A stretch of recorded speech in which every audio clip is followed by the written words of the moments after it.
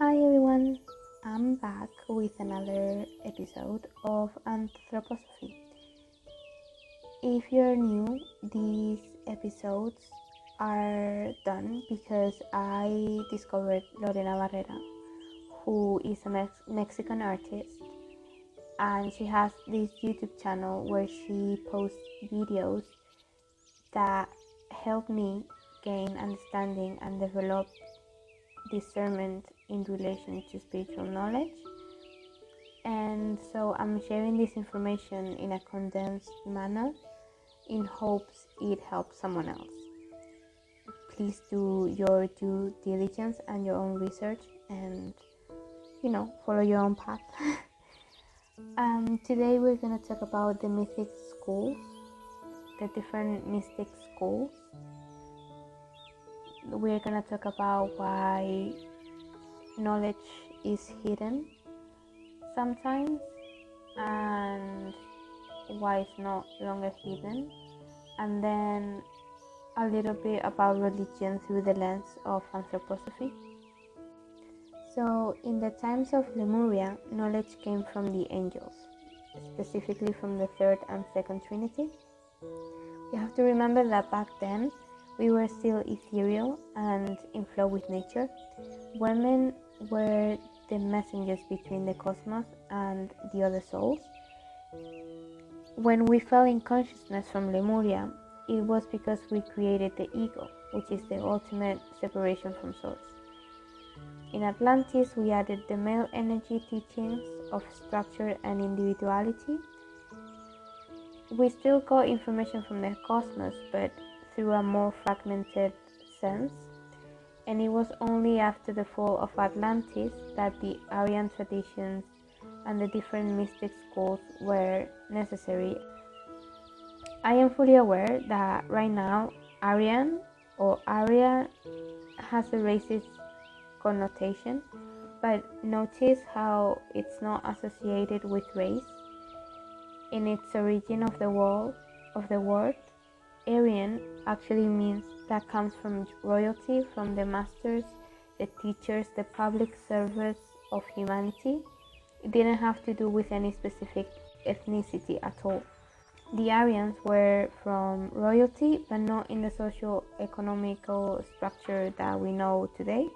They were people who would work on themselves, on their energetic bodies, on their wisdom, and they were teachers and healers.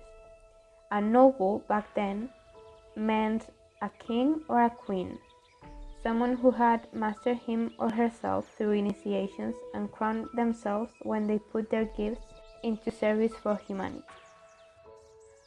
According to Anthroposophy, all traditions stem from the Lemurian tradition. From there, it divides into divergent traditions and then Atlantean primordial traditions. These divergent traditions are the most abstract, but also the closest to source. This would include traditions from the native people from Polynesia, Australia, and I would personally also add Africa. From what I have studied, many tribes in Africa are in touch with nature and the elements, and they have a very strong tradition of storytelling, so that makes me think that they are protectors and keepers of this information and knowledge. Next, we have the traditions that stem from Atlantis, and that would include China with Taoism and Confucianism, and the Native Americans, the Mayans, Toltec, Aztec, etc. These are also very much in touch with nature, but they do have an element of structure. Think of the Mayan calendar or the education system from Confucius.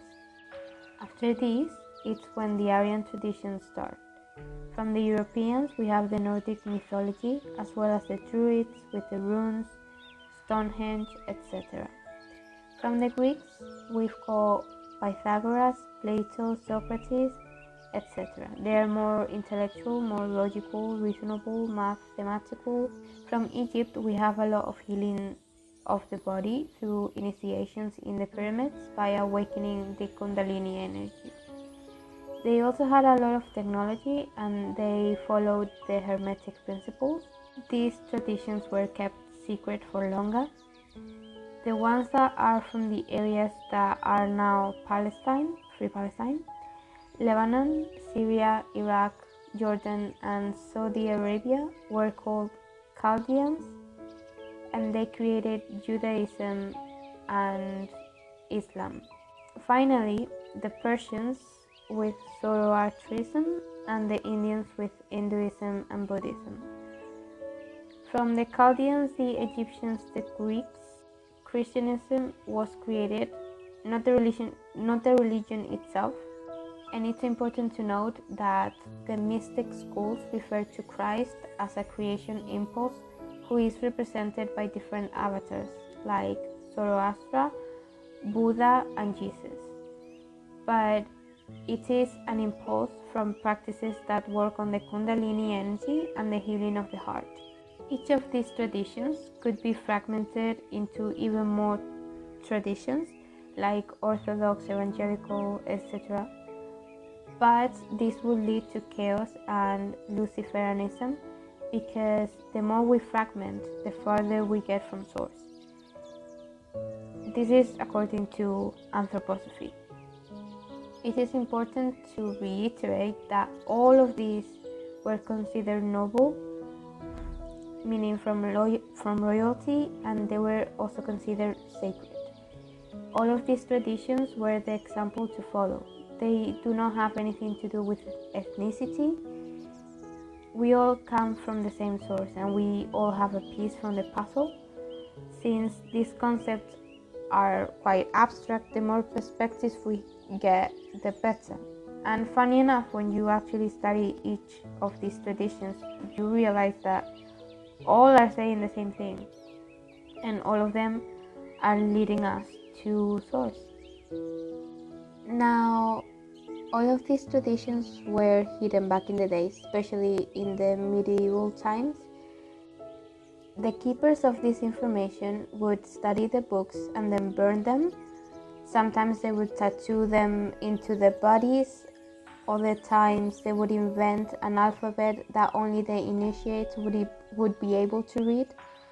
They did a lot of things to hide this information because our consciousness was falling. This information started to be revealed almost by accident when Isaac Newton and Nikola Tesla, started to understand that there is a quantum field where everything is connected. We have to remember that we have been here for a long time, so most people with big names like Newton or Tesla most likely had past lives in Lemuria or Atlantis, and they reincarnated and started awakening again. Some mystic schools decided to publish some of these texts.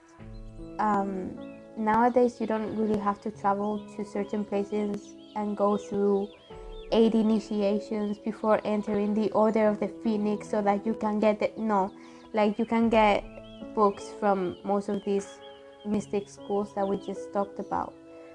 Back then they were heavily criticized because at the same time as the reincarnated masters were awakening, science was the main protagonist.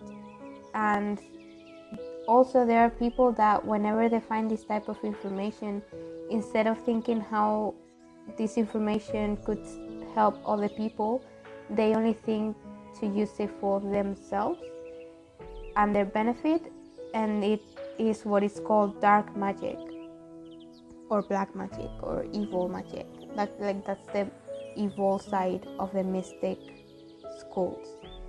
Not of the mystic schools, but of the people that follow mystic schools. I personally have always been against gatekeeping. I do not believe that we as humans deserve better or worse because of any physical or mental difference. So it always frustrates me when people say things in code as to sound more intelligent or important than someone else. However, there is a law of obfuscation which explains why some things might need hiding. If you look for the definition of obfuscation, there are several concepts. First is the act of obfuscating or obscuring, also that which obscures, obscurity, confusion. The second concept is the act of darkening or bewildering, the state of being darkened. The third concept is the act or process of obfuscating or obscuring the perception of something, the concept of concealing the meaning of a communication by making it more confusing and harder to interpret. I don't know if it's the same in English as it is in Spanish, but obfuscation is also referred to as the loss of sight due to a bright light or sudden darkening after a strong lightning. Hiding knowledge is not done just because the mystic school thought it was the best. It is actually an universal law. If we don't increase our frequency or pass certain initiations of the soul, this information will be hidden from us. Earth is a school, and the more we grow, the more lessons we unlock, the more we can learn. But we do need to grow first, before those new levels are revealed to us. If you are revealed or given too much light or information before it is your time, you will get blinded. It will be more of a venom than a healing tool. We have to realize that information is energy and energy is light. That's why it is so often recommended to work on raising your frequency so that you can hold and ground more light into the earth. Our spiritual guides make sure that we can keep up with the pace so that we are not overwhelmed, but sometimes we can obfuscate ourselves individually, but as a collective too. An individual example: I've been taught about Jesus many times by different people, and the reaction I have now versus the reaction I would have had 5 years ago is not the same. I was not healed from religious trauma 5 years ago, so I would have reacted with rejection and mockery. However, currently, I like Jesus Christ. Jay-Z is dope. I often meditate with him. It's important to not force ourselves, or anyone for that matter, to learn certain things before we are ready. Collectively, for example, the more we remember about Lemuria and Atlantis, the more we materialize it. There are more and more archaeologists that are finding things from these worlds because collectively we are unlocking these blocks of light. It's not only the mystic school, but also Mother Earth that hides light until we are ready for it. Sometimes it's actually astrological events, like we can only know about certain information after the full moon in X zodiac sign because the energy will receive it best, for example. When this event happens, our energetic bodies are activated and our DNA gets activated and we are able to remember. That being said, the light or the information is earned. You don't need a specific mystic school or guru or teacher. By meditating, you will get the answers you are looking for, but to get there, you do need discipline. When you show the world your light, the light is reflected back. It's not as easy as grab a rose quartz crystal and say, my heart chakra is now healed and opened, and that's it. No, like you actually need to work on your inner world, on your shadow, and transform it until it shines through. On the other side of the coin, we have the ones in power at the moment who hide certain things and then reveal it in disguise or more plainly, like they're doing now, to keep their karma quote-unquote clean. When we talk about older cultures like Atlantis or Lemuria, you can see their path of dark wizards and witches. These people did not go through the path of patience and discipline. Instead, they tried to find the information or the light and power outside of themselves instead of inside. And because they looked for it before it was time, they were blinded by the material world, and thus there was the fall of consciousness. This leads me to talk about the different religions through the lens of anthroposophy. So during the medieval times, the Dark Ages, the Aryan royals were taken down from their roles and the current royalty was established. These people became the colonizers, holders of land, food and resources that we all know and don't love at all today. Religions were created in this period, and several books and texts from the mystic schools were desecrated and twisted. This was the time when you would get books that explain how to awaken your consciousness, but when you turn the page, they tell you that if you don't give some money to the church, you will burn in hell. These techniques of giving you some information, but you have to give me something back in exchange, exist only in the lower astral plane. Religions come from superstitions and the little information that people vaguely remember. We are all love, there is only one God, but we can't agree on which one is the real one. And that makes you wonder, maybe they're not really talking to God if God has to keep saying, yo, it's me, God.